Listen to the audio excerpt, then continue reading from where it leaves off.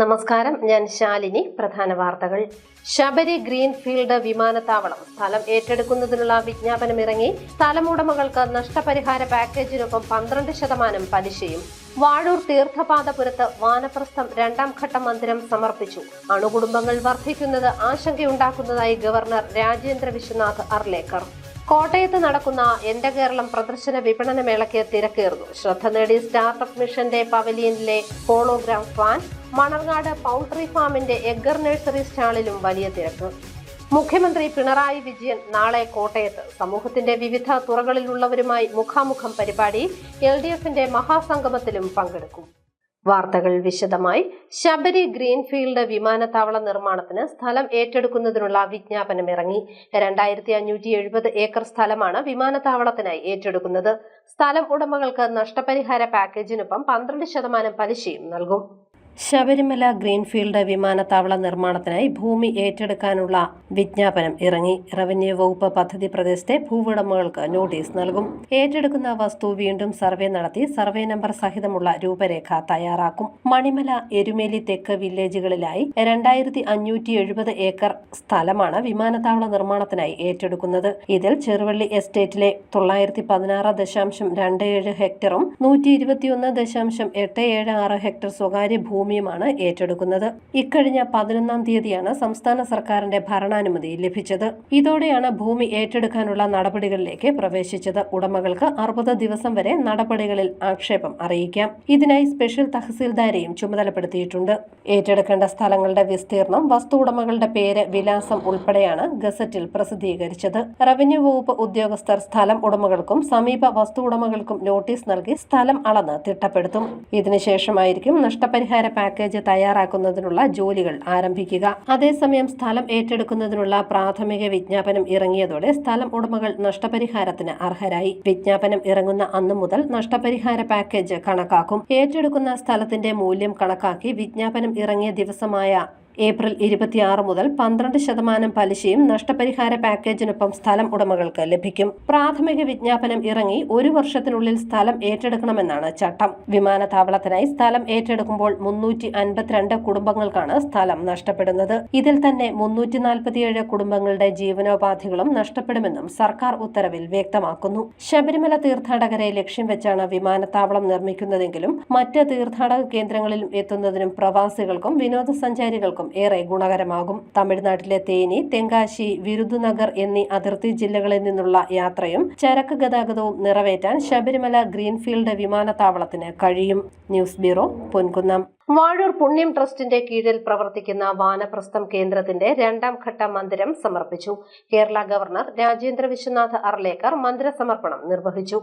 വാഴൂർ തീർത്ഥപാദപുരം കേന്ദ്രമാക്കി പ്രവർത്തിക്കുന്ന പുണ്യം ട്രസ്റ്റിന്റെ കീഴിലുള്ള വാനപ്രസ്ഥ കേന്ദ്രത്തിന്റെ പുതിയ മന്ദിരം നാടിന് സമർപ്പിച്ചു. സ്വാഗത സംഘം ചെയർമാൻ അഡ്വക്കേറ്റ് ജി രാമൻ നായരുടെ അധ്യക്ഷതയിൽ ചേർന്ന യോഗത്തിൽ കേരള ഗവർണർ രാജേന്ദ്ര വിശ്വനാഥ് അർലേക്കർ പുതിയ മന്ദിരത്തിന്റെ ഉദ്ഘാടനം നിർവഹിച്ചു. നമ്മുടെ സമൂഹത്തിൽ അണുകുടുംബങ്ങളുടെ എണ്ണം വർദ്ധിക്കുന്നത് ആശങ്കയോടെ കാണേണ്ടതാണെന്ന് ഗവർണർ പറഞ്ഞു. വാനപ്രസ്ഥം പോലുള്ള അഭയകേന്ദ്രങ്ങൾ നല്ലതാണെങ്കിലും ഇത്തരം സ്ഥാപനങ്ങൾ വർദ്ധിക്കുന്നത് സമൂഹത്തിന് തെറ്റായ സന്ദേശം നൽകുമെന്നും ഗവർണർ രാജേന്ദ്ര വിശ്വനാഥ് അർലേക്കർ പറഞ്ഞു. The mistakes of our society will be flourishing such trusts, such a Vanaprasthashram. In fact, that is not what we want. Our society has to be self-sufficient. Our kutumba, our parivar, our family has to be self-sufficient.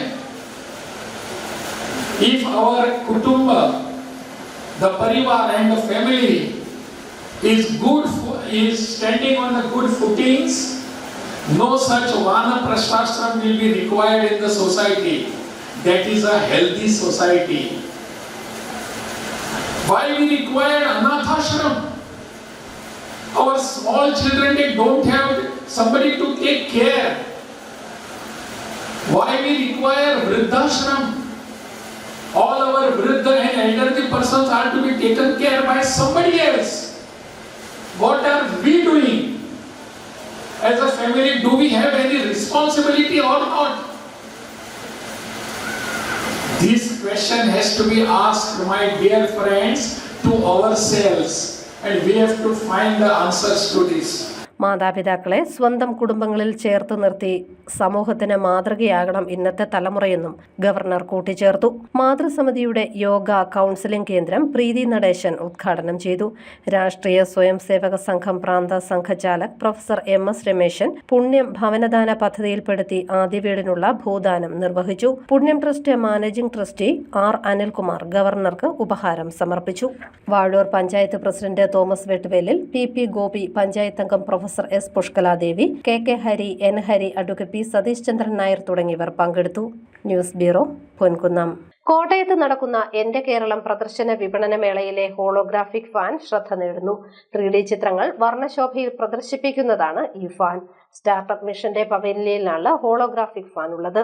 3D ചിത്രങ്ങൾ വർണ്ണശോഭയിൽ പ്രദർശിപ്പിക്കുന്ന hologram fan നാഗമ്പടത്ത് നടക്കുന്ന എന്റെ കേരളം പ്രദർശന വിപണന മേളയിലെ Kerala startup മിഷന്റെ പവലിയനിൽ സന്ദർശിക്കുന്ന എല്ലാവരുടെയും ശ്രദ്ധ ആകർഷിക്കുകയാണ്. വളരെ കുറഞ്ഞ വൈദ്യുതിയിൽ റിമോട്ട് കൺട്രോൾ ഉപയോഗിച്ച് പ്രവർത്തിക്കുന്നതാണ് ഹോളോഗ്രാം ഫാൻ. ഓരോ ഹോളോഗ്രാം ഫാനിന്റെ ഫാൻ ബ്ലേഡുകളും വേഗത്തിൽ കറങ്ങുന്ന തരത്തിലാണ് രൂപകൽപ്പന ചെയ്തിരിക്കുന്നത്.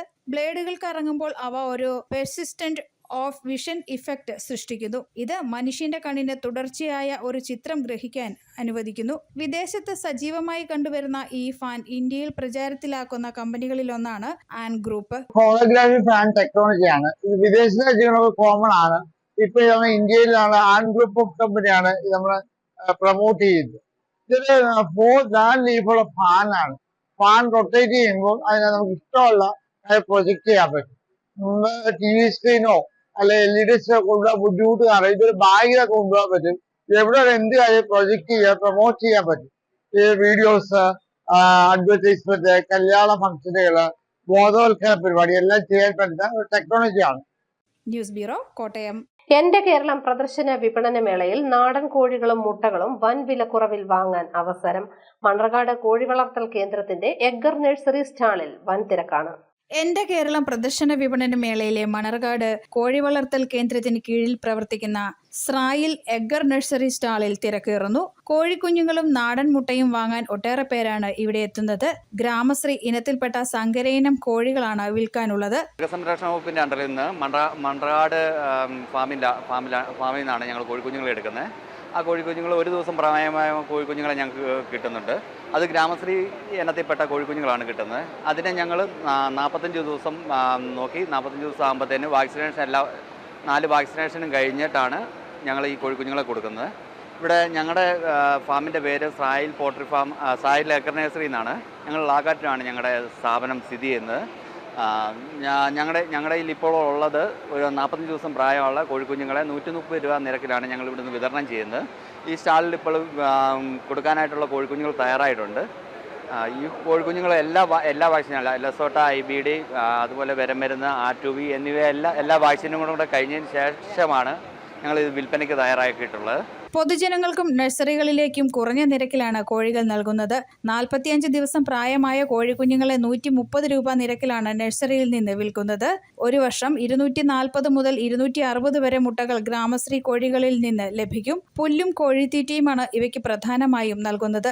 മുട്ട ഉൽപാദന വർധനവിനാണ് പുല്ല് നൽകുന്നത്. 25 സെന്റ് സ്ഥലമെങ്കിലും കുറഞ്ഞത് ഉള്ളവർക്കും 500 ചതുരശ്ര അടിയെങ്കിലും ഫ്ലോർ സ്പേസ് ഉള്ള പൗൾട്രി ഷെഡും മലിനീകരണ നിയന്ത്രണ ബോർഡ്, തദ്ദേശ സ്വയംഭരണ സ്ഥാപനം എന്നിവയുടെ ലൈസൻസ്, മൃഗസംരക്ഷണ പരിശീലന കേന്ദ്രത്തിൽ നിന്ന് പരിശീലനം, മൃഗസംരക്ഷണ വകുപ്പിന്റെ ലൈസൻസ്, വകുപ്പ് നിർദ്ദേശിക്കുന്ന സ്ഥലങ്ങളിൽ 46 മുതൽ 50 ദിവസം വരെ പ്രായമായ കോഴികളെ സർക്കാർ നിരക്കിൽ ലഭ്യമാക്കണം എന്നീ മാനദണ്ഡങ്ങൾ അനുസരിച്ചാണ് കോഴിക്കുഞ്ഞുങ്ങളെ നൽകുന്നത്.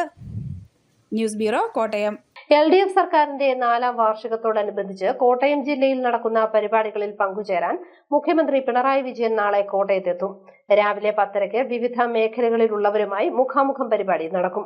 വൈകുന്നേരം നെഹ്റു സ്റ്റേഡിയത്തിൽ LDFന്റെ മഹായോഗവും സംഘടിപ്പിച്ചിട്ടുണ്ട്. LDF സർക്കാരിന്റെ 4ാം വാർഷികത്തോടനുബന്ധിച്ച് കോട്ടയം ജില്ലയിൽ മുഖ്യമന്ത്രി പിണറായി വിജയൻ ഈ മാസം 29-ന് എത്തുന്നു. രാവിലെ 10:30-ന് ആൻസ് കൺവെൻഷൻ സെന്ററിൽ നാനാതുറകളിൽപ്പെട്ടവരുമായി മുഖ്യമന്ത്രിയുടെ മുഖാമുഖം പരിപാടി നടക്കും. വൈകിട്ട് 4 മണിക്ക് കോട്ടയം നെഹ്റു സ്റ്റേഡിയത്തിൽ പ്രത്യേകം തയ്യാറാക്കിയ വേദിയിൽ LDFന്റെ മഹായോഗം നടക്കും. മുഖ്യമന്ത്രി പിണറായി വിജയൻ ഉദ്ഘാടനം ചെയ്യും. മന്ത്രി VN Vasavan, Jose K Mani MP, Roshy Augustine, GR Anil, AK Saseendran തുടങ്ങിയവർ പങ്കെടുക്കുമെന്ന് LDF നേതാക്കൾ കോട്ടയത്ത് വാർത്താസമ്മേളനത്തിൽ അറിയിച്ചു. പൊതുപ്രകടനം ഒഴിവാക്കിയിട്ടുണ്ട്. ജില്ലയിലെ വിവിധ ഏരിയകളിൽ നിന്നും 1,00,000 പ്രവർത്തകർ LDF മഹാസംഗമത്തിൽ പങ്കെടുക്കുമെന്നും ഇവർ പറഞ്ഞു. പദ്ധതികൾ അല്ലെങ്കിൽ പ്രശ്നങ്ങൾ, ഗവൺമെന്റുമായി ബന്ധപ്പെട്ട കാര്യങ്ങൾ, മാധ്യമങ്ങൾ സ്വാഭാവികമായും വിമർശനങ്ങൾ ധാരാളം പൊതുസമൂഹത്തിന് മുമ്പിൽ പറയാം. എന്നാൽ അതോടൊപ്പം നമ്മുടെ നേട്ടങ്ങൾ കൂടി പൊതുസമൂഹത്തിൽ എത്തിക്കുക എന്നുള്ളതാണ് നമ്മൾ ഇതുപോലെ ഒരു ക്യാമ്പയിൻ, പ്രത്യേകിച്ച് മുഖ്യമന്ത്രി തന്നെ നേരിട്ട് മന്ത്രിമാരും മറ്റ് പാർട്ടി നേതാക്കന്മാരും രാവിലെ നടക്കുന്ന പരിപാടി ഗവൺമെന്റിന്റെ പരിപാടിയാണ്. എന്നാൽ വൈകുന്നേരം ജില്ലയിലെ 50,000-ത്തിലധികം ഇടതുപക്ഷ ജനാധിപത്യ മുന്നണി പ്രവർത്തകരും മറ്റു ബഹുജനങ്ങളും പങ്കെടുക്കുന്ന ഒരു വലിയ മീറ്റിംഗ് നാഗമ്പടത്ത് നമ്മൾ അറേഞ്ച് ചെയ്തതിന്റെ പ്രധാന ഉദ്ദേശം കഴിഞ്ഞ 4 വർഷക്കാലത്തിനിടയിൽ കേരളത്തിലുണ്ടായ നേട്ടങ്ങൾ ഇന്ത്യയിലെ ഒരു സംസ്ഥാന ഗവൺമെന്റും നേടിയിട്ടില്ലാത്ത നിലയിൽ കേരളത്തിൽ വലിയ പുരോഗതി, വലിയ നേട്ടങ്ങൾ ഈ ഗവൺമെന്റ് കാലഘട്ടത്തിൽ ചെയ്യാൻ കഴിഞ്ഞിട്ടുണ്ട്. കോട്ടയത്ത് നടന്ന വാർത്താ സമ്മേളനത്തിൽ നേതാക്കളായ Lopez Mathew, TR Raghunathan, VB Binu, Rajeev Nellikkunnel, Benny Myladoor തുടങ്ങിയവർ പങ്കെടുത്തു. News bureau, Kottayam. ചങ്ങനാശ്ശേരിയിൽ യുവതിയെ വീട്ടിനുള്ളിൽ മരിച്ച നിലയിൽ കണ്ടെത്തി. തെങ്ങണ സ്വദേശി മല്ലികയാണ് മരിച്ചത്. ഭർത്താവ് പോലീസ് കസ്റ്റഡിയിലാണ്. ചങ്ങനാശ്ശേരിയിൽ യുവതിയെ വീടിനുള്ളിൽ മരിച്ച നിലയിൽ കണ്ടെത്തി. തെങ്ങണ മോസ്കോ സ്വദേശി മല്ലികയാണ് മരിച്ചത്. 34 വയസ്സായിരുന്നു. സംഭവവുമായി ബന്ധപ്പെട്ട് ഭർത്താവ് അനീഷിനെ പോലീസ് കസ്റ്റഡിയിലെടുത്തു. ഇന്ന് രാവിലെ മല്ലികയെ മുറിയിൽ മരിച്ച നിലയിൽ കണ്ടെത്തിയെന്ന് ഭർത്താവ് അനീഷാണ് പോലീസിനെ വിളിച്ചറിയിച്ചത്. തുടർന്ന് പോലീസ് എത്തി പരിശോധന നടത്തി. മല്ലികയുടെ വലതേ തോളിൽ രക്തം കണ്ടെത്തിയത് പോലീസിനെ സംശയത്തിനിടയാക്കി. തുടർന്ന് അനീഷിനെ കസ്റ്റഡിയിലെടുത്തു. സ്ഥിരമായി മദ്യപിച്ച് പ്രശ്നമുണ്ടാക്കുന്ന ആളാണ് അനീഷ് എന്ന് പറയപ്പെടുന്നു. അനീഷിന്റെ ഈ സ്വഭാവത്തിനെതിരെ മല്ലിക പോലീസിൽ മുൻപ് പരാതി നൽകിയിരുന്നു. ഇന്ന് പുലർച്ചെ 3 മണിക്കാണ് വീട്ടിലെത്തിയത് അനീഷ്, ഈ മരണപ്പെട്ടയാളുടെ ഭർത്താവ്. വീട്ടിലെത്തി എന്നോട് പറഞ്ഞു, മെമ്പർ ഇതുപോലെ ഭാര്യ സൂയിസൈഡ് ചെയ്തു എന്ന് പറഞ്ഞു. അപ്പം ഞാൻ പറഞ്ഞു, ഇപ്പോഴാണോ സംഭവം നടന്നതെന്ന് ചോദിച്ചു. അല്ല, കുറച്ച് നേരമായി. മരണപ്പെട്ടോ? ഞാൻ നോക്കിയിട്ട് മരണപ്പെട്ടതായിട്ടാണ് കാണുന്നത്. അപ്പം ഞാൻ ചോദിച്ചു, നീ ഇവിടെ സ്ഥലത്തുണ്ടായിരുന്നു? അപ്പം ഒരാഴ്ചയായിട്ട് ഇവിടെ ഇല്ലായിരുന്നു. ഒരാഴ്ചയായിട്ട് കോഴിക്കോടായിരുന്നു. ഇന്നലെ രാവിലെ എത്തിയ ശേഷം വീട്ടിൽ വേണ്ട സാധനങ്ങളൊക്കെ മേടിച്ചു. ഞാൻ ഒരു ലിറ്ററൊക്കെ വാങ്ങിച്ചു. ഞങ്ങൾ 2 പേരോട് കഴിച്ചുകൊണ്ടിരുന്ന കൂട്ടത്തിൽ എനിക്കൊരു ഫോൺ കോൾ വന്നു. അപ്പോൾ ആ ഫോൺ കോൾ തമ്മിൽ വന്നപ്പോൾ ഞങ്ങൾ അതിന്മേലൊരു തർക്കമായപ്പോൾ ഇവൾ മരിക്കും എന്ന് പറഞ്ഞൊരു പിച്ചാത്തി എടുത്ത് കഴുത്തെ വെച്ചുകൊണ്ടിരുന്നു എന്നോട് പലപ്പോഴായി പറഞ്ഞു. ഞാൻ പക്ഷേ മദ്യത്തിൻ്റെ ലഹരിയിൽ ഉറങ്ങിപ്പോയി. ഉറക്കം വേണ്ടിയിട്ട് നോക്കുമ്പോൾ കാണുന്നത് ഇദ്ദേഹം ഇങ്ങനെ മരിച്ചു കിടക്കുന്നതായിട്ടാണ്. അപ്പോൾ എനിക്കിപ്പം മദ്യപിച്ചതിൻ്റെ ഒരു ഇതായതുകൊണ്ടായിരിക്കാം നമുക്ക് തോന്നി പെട്ടെന്നെങ്ങാണ്ട് സംഭവിച്ചാണെന്നുള്ളതുകൊണ്ട് ഞാൻ അന്നേരം തന്നെ ഒരു ആംബുലൻസും വിളിച്ചു, പോലീസ് സ്റ്റേഷൻ വിളിച്ചറിയിച്ചു. അപ്പോൾ 2 കൂട്ടരും വന്നു. ഞങ്ങൾ ഓടി എത്തുമ്പോൾ സ്വാഭാവികമായിട്ടും പൊതുശരീരം കാണുമ്പോൾ സ്വാഭാവികമായിട്ട് അന്നേരം സംഭവിച്ച പോലെയല്ല, കുറേ നേരത്തെ സംഭവിച്ച പോലെ രക്തമെല്ലാം ഇങ്ങനെ ഉണങ്ങി പിടിച്ചിരുന്നു. അപ്പോൾ കുറേ നേരം ശരീരത്തിൻ്റെ ഒക്കെ ഒരു സ്റ്റൈലും ഇത് മാറി രക്തം നന്നായിട്ട് കട്ട പിടിച്ച് ഉണങ്ങി വരുന്ന പരുവത്തിലായിരുന്നു. പിന്നെ അന്നേരം തന്നെ അനീഷിനെ പോലീസ് കൃത്താനം SHO നിർത്തി കൂട്ടിക്കൊണ്ടുപോയി. അവിടുന്ന് അനന്തര നടപടികൾ സ്വീകരിച്ചു വരികയാണ്. പോസ്റ്റ്മോർട്ടത്തിന് ശേഷമേ മരണകാരണം വ്യക്തമാകൂ. News bureau, Kottayam.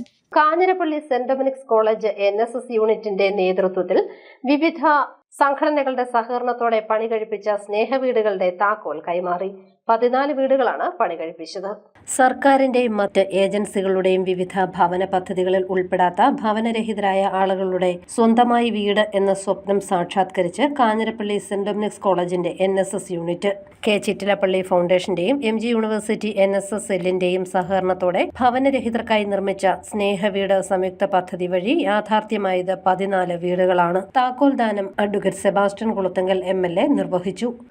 പാതകളിലൂടെ സഞ്ചരിച്ചുകൊണ്ട് സ്വാർത്ഥതയുടെയും ഇടുങ്ങിയ ചിന്താഗതിയുടെയും ഒക്കെ വ്യക്തിത്വങ്ങളായി രൂപപ്പെട്ട് മുന്നോട്ട് വെക്കുമ്പോൾ അത്തരം അനപലക്ഷണീയമായ പ്രവണതകൾക്കൊക്കെ അതിനെയൊക്കെ ചെറുത്തു നിർത്തിക്കൊണ്ട് സാമൂഹിക സേവനത്തിന്റെ, സഹജീവി സ്നേഹത്തിന്റെ, നന്മയുടെ, സാമൂഹിക പ്രതിബദ്ധതയുടെ, രാഷ്ട്ര സേവനത്തിന്റെ, സഹകരിച്ച് യോജിച്ചുള്ള പ്രവർത്തനത്തിന്റെ ആ വലിയ സംതൃപ്തിയുടെ എല്ലാ തലങ്ങളിലേക്ക് നമ്മുടെ യുവജനങ്ങൾ, നമ്മുടെ വിദ്യാർത്ഥികൾ അവരെ കൈപിടിച്ചു കൊണ്ടുവരുന്നു എന്നുള്ള കാര്യത്തിൽ NSS നടത്തുന്ന നിസ്തുലമായ പ്രവർത്തനങ്ങളിൽ ഏറ്റവും ശ്രദ്ധേയമായ ഒരു ഏടുകൾ എഴുതി ചേർക്കാൻ ഈ പ്രവർത്തനത്തിലൂടെ ചടങ്ങിൽ college manager doctor Kurian Thamarassery അധ്യക്ഷനായി. College principal doctor Seemon Thomas, state NSS officer doctor RN Anson, MG university NSS programme coordinator doctor EN Sivadasan, Chittilappilly foundation coordinator AP Susamma, NSS programme ഓഫീസർമാരായ doctor Joji Thomas, doctor Jinu Elizabeth Sebastian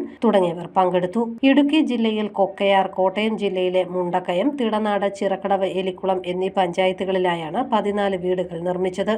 വാഹന സൗകര്യം ഇല്ലാത്ത സ്ഥലങ്ങളിൽ നിർമ്മാണ സാമഗ്രികൾ ചുമന്ന് എത്തിക്കാനും മണ്ണ് കുറവുള്ള പാറ നിറഞ്ഞ പ്രദേശത്തിന്റെ തറ കെട്ടുന്നതിന് മണ്ണ് ചുമന്ന് എത്തിക്കാനും അടക്കം വീട് നിർമ്മാണത്തിന്റെ വിവിധ ഘട്ടങ്ങളിൽ കൈമേമർന്നുള്ള കായികാധ്വാനം NSS വോളണ്ടിയർമാരുടെ വകയായിരുന്നു. News bureau, Kanjirappally. Pala bar association പൂർണ്ണമായും വനിതാ നിയന്ത്രണത്തിൽ. 15-അംഗ ഭരണസമിതിയിൽ എല്ലാവരും വനിതകളാണ്.